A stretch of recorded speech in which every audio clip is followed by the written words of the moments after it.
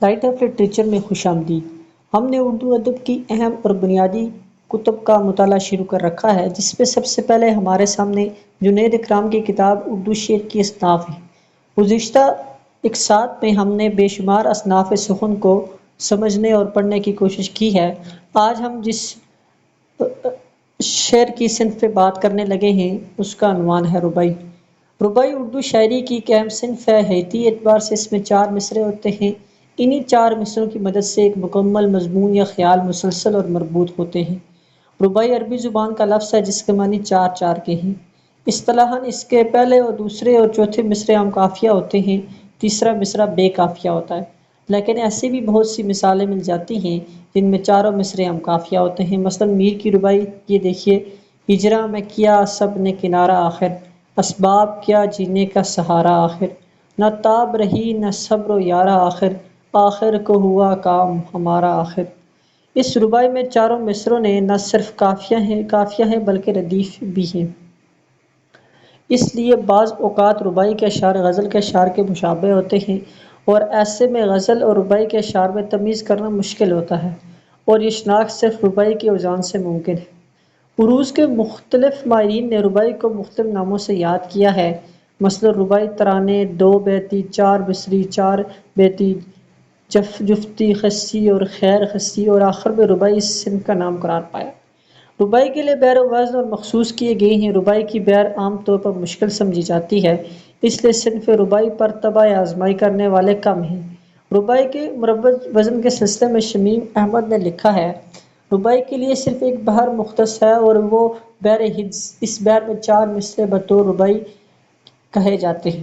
ان میں سے ہر مصرعہ 4 ارکان پر مشتمل ہوتا ہے۔ چاروں ارکان میں استعمال ہونے والے ماتراؤں کی تعداد 20 ہوتی ہے۔ یہاں ماترا سے مراد ہے کہ اگر ربائی کے کسی بھی مصرعے کی تختی کی جائے تو اس میں قابل شمار حروف تعداد میں 20 ہوتے ہیں۔ ربائی کے لیے مخصوص 24 اوزان ہیں جن 3 اصولوں پر مبنی ہیں۔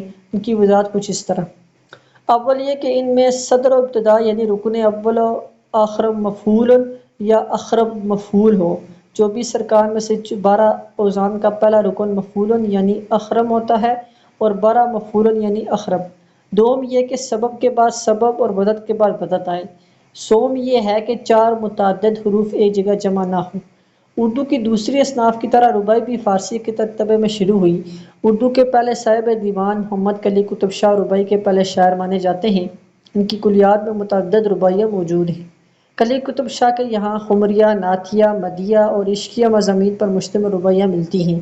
دکنی شعراء میں سراج، اورنگ آبادی اور ولی کے یہاں بھی رباعیاں ملتی ہیں، جو اگرچہ تعداد میں بہت کم ہیں مگر اہم ہیں۔ ان کی مثالیں ملاحظہ ہوں: تھا عین نماز میں کہ ساقی آیا، پھر ساغر میں میرے مقابل آیا، میں اس کو اشارے میں کہاں تائب ہوں، بولا کہ شتاب بھی پیاسو لایا، تجھ مکھ کا یہ پھول ہے چمن کی زینت، تجھ شمع کا شعلہ ہے دکن کی زینت، فردوس میں نرگس نے اشارے سو کہا، یہ نور ہے عالم کے نین کی زینت۔ شمالی ہند میں تقریباً ہر بڑے شاعر کے یہاں چند رباعیاں ضرور مل جاتی ہیں۔ مثلاً میر، درد، سودا، سوز، حسرت، وحشت، عبدالحی طابہ، احسن اللہ اور لکھنوی شعراء میں آتش، ناسخ، انشا اور جرأت۔ اس کے بعد غالب، مومن، ذوق، ظفر، شیفتہ، حالی، اکبر، اسماعیل میٹھی، شاد، امجد حیدرآبادی، جوش، فانی، سیماب، فراق، محروم، رواں وغیرہ۔ تلوک چند محروم اور جگت موہن لال رواں ربائی کے بڑے ممتاز شعراء ہیں جنہوں نے ربائی کی طرف خاصی توجہ دی ہے۔ اس طرح ربائی اردو کی ایسی صنف سخن ہے جس کی طرف چند شعراء نے خصوصی توجہ کی، ورنہ محض طبع آزمائی کی خاطر ہمیشہ شعراء نے رباعیاں کہی ہیں۔ آگے ہم قطع پہ آتے ہیں۔ یہ بھی ربائی کے قریب قریب ہے لیکن اس سے مختلف ہے۔ عربی زبان میں قطع ایک مستقل صنف سخن کی حیثیت رکھتی ہے۔ اردو میں بھی قطع کی روایت موجود ہے مگر اس کا چلن بہت عام نہیں۔ بہت ہی کم شعراء نے مستقل قطعات کہے ہیں۔ طبع آزمائی کے لیے تو کم از بیش اکثر شعراء نے قطعات کہے ہیں۔ فنی اعتبار سے قطعات میں موضوع کی کوئی قید نہیں، ہر طرح کے موضوعات اس میں سما سکتے ہیں، اور حیت کے اعتبار سے بھی قطع میں جدت نہیں۔ قطع کی حیت غزل اور قصیدے سے بہت حد تک مماثلت رکھتی ہے۔ قطع میں چونکہ غزل اور قصیدے کی طرح مطلع نہیں ہوتا مگر تمام اشعار آپس میں ہم وزن و ہم قافیہ ہوتے ہیں، اور بعض شعراء نے قافیے کے ساتھ ردیف کی پابندی کو بھی ملحوظ رکھا ہے۔ قطعے میں کم سے کم 2 شعر ہوتے ہیں اور زیادہ کی زیادہ کوئی تعداد موجود نہیں۔ صاحب موزن الفوائد نے ایک قطعے کی حیت و مائیت کے سلسلے میں لکھا ہے کہ یا فارسی میں انہوں نے لکھا ہے جو اس کے متعلق جو ہے وہ محزن الفوائد میں اس کی بات موجود ہے۔ آگے دیکھیں، بہر کیف قطع کے لیے ضروری ہے کہ اس کی تمام اشعار آپس میں مربوط اور شعر کا دوسرا مصرع ہم قافیہ ہو یا ہم ردیف ہو اور معنوی اعتبار سے ایک لڑی میں پروئے ہوئے ہوں۔ جیسے یا سی گانا کا دیکھیں، تلخیاں محرومیاں ناکامیاں ناداریاں مستعزاد اس غم پہ جس کا ناز پروردہ ہوں میں، یہ خس و خاشاک پہ یارب مجھے منظور ہے، صدقے تیرے دین کے بہتا ہوا دریا ہوں میں، صدقے تیرے دین کے بہتا ہوا دریا ہوں میں۔ قطعے کے لیے کسی بحر یا وزن کی تخصیص نہیں، البتہ ربائی کی مخصوص بحر سے اس کا منفرد ہونا ضروری ہے۔ آگے گیت پہ آ جائیں۔ گیت اردو شاعری کی ایک صنف ہے۔ غزل اور ربائی کی طرح گیت کو بھی داخلی شاعری کے ذیل میں رکھا جاتا ہے۔ گیت کا موسیقی سے بہت قریب کا رشتہ ہے، اسی لیے اسے غنائی شاعری بھی کہا جاتا ہے۔ اس میں نہ تو الفاظ کی بازی گری ہوتی ہے، نہ مبالغہ سے کام لیا جاتا ہے۔ اس میں طوالت کے بجائے اختصار سے کام لیا جاتا ہے اور عوام کے جذبات کی بھرپور عکاسی کی جاتی ہے۔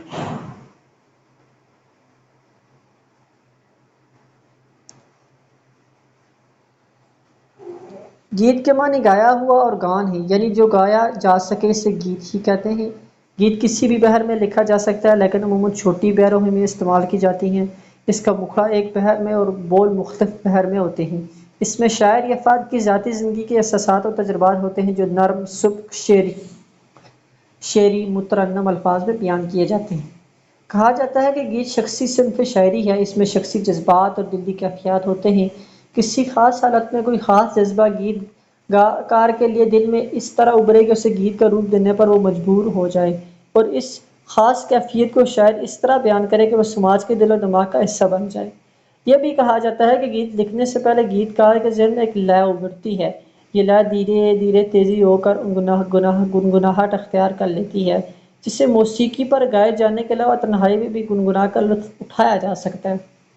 گیت میں ایک موڈ، ایک خیال اور ایک احساس کا بھرپور اظہار ہوتا ہے۔ اس میں زندگی کے واقعے کی تفصیل بیان نہیں کی جاتی، بلکہ کسی خاص واقعے سے پیدا ہونے والے تاثرات کی جھلک ہوتی ہے جو دل پر ایک بھرپور نقش چھوڑ جاتی ہے۔ اردو میں گیت کی روایت امیر خسرو کے عہد سے مانی جاتی ہے۔ امیر خسرو نے راگ راگنیوں کے ساتھ گیت کو پروان چڑھانے کے لیے راگوں کا ایجاد بھی کیا۔ امیر خسرو کے عہد سے تاحال اردو میں جو گیت لکھے گئے اس کا خاص موضوع عشق ہے۔ جدائی، غم اور ملن کی خوشی سے ہمارے گیت بھرے پڑے ہیں۔ عشق زندگی کی حرکت کا نام ہے اور یہی حرکت و حرارت گیت میں پائی جاتی ہے۔ اردو گیتوں کا لگاؤ زیادہ تر عشق مجازی سے رہا، لیکن دیگر موضوعات بھی اس کے دائرے میں سماتے رہے ہیں، جیسے مناظر فطرت کے گیت، معاشرتی گیت، تہواروں کے گیت، حب وطن کے گیت، کسانوں اور مزدوروں کے گیت، فقیروں کے گیت وغیرہ۔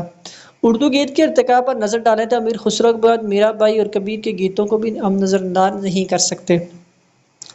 دکن میں بھی گیت کے لیے فضا بہت سازگار تھی۔ قلی قطب شاہ، وجی علی عادل شاہ ولی نے اردو گیت کے فروغ میں اہم کارنامے انجام دیے۔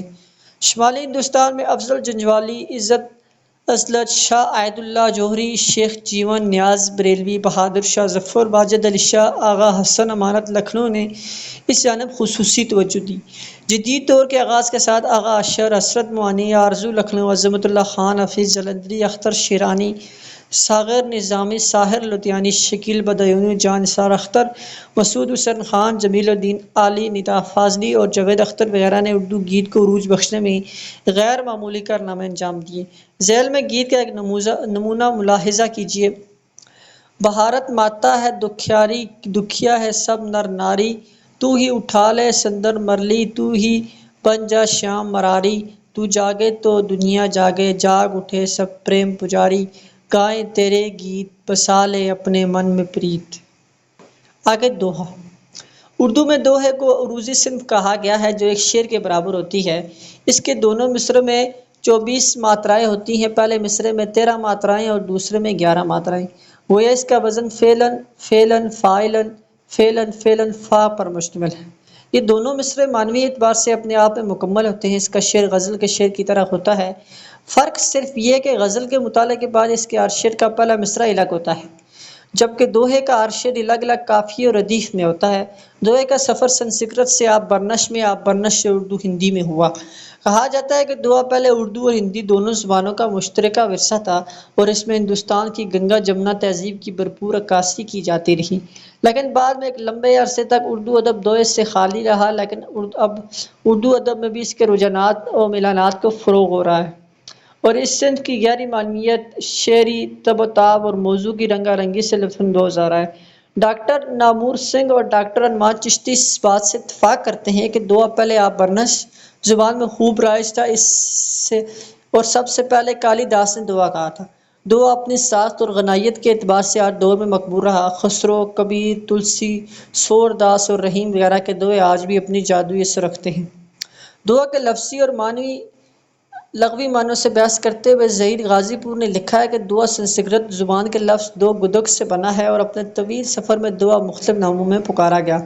معروف ادیب سید مبارک علی نے لکھا ہے کہ دورہ اور دوپداس اس کے دوسرے نام ہیں۔ اسے دوہی اور ودوحہ بھی کہا جاتا ہے۔ ڈاکٹر عزیز اندرونی نے اسے دوہلک، دوحہ، دوہرہ اور دو بھی لکھا ہے۔ اردو ادب کے ابتدائی دور میں دوحہ گوئی کا سلسلہ بزرگ صوفی شعراء کے ذریعے پروان چڑھا۔ اس دور میں میرا جی شمس الوثاق کو اردو کا پہلا دوحہ نگار تسلیم کیا جاتا ہے۔ ان کی کتاب خوش نامہ میں دوہے کے اشعار کثرت سے ملتے ہیں۔ ان کے بعد امیر خسرو، شیخ شرف الدین یحییٰ منیری، بو علی شاہ قلندری، کبیر اور رحیم نے اس فن کو پروان چڑھایا۔ جدید دور میں پاکستان میں جمیل الدین عالی، ہندوستان میں نادم بلخی، الجمیل، عظیم آبادی، ندا فاضلی، مناظر عاشق ہرگانوی، شاہد میر اور ظفر انصاری ظفر کے نام دوحہ نگاری کے ذیل میں اہم ہیں۔ دوہے کے چند نمونے ملاحظہ کیجیے۔ گوری سوے سیج پر مکھ ڈارے کیس، چل خسرو گر آنچے سانچ بھئی چو دیس، سجن سکارے جائیں گے اور نین مریں گے روئے، بدنہ ایسی رین کرو کہ بور کدی نہ ہوئے، روپ نرالا دیش کتھا کا کس پر کس کا قابو، بھینس کا پالک اپلے تھاپے مکھن کھائیں بابو، ساجن مجھ سے ملے بھی لیکن ایسے ملے کہ ہائے، جیسے سوکھے کھیت سے بادل بن برسے اڑ جائے، روٹی جیسا چاند ہے روٹی جیسا سور، روٹی ہے جب پیٹ میں تب دونوں میں نور۔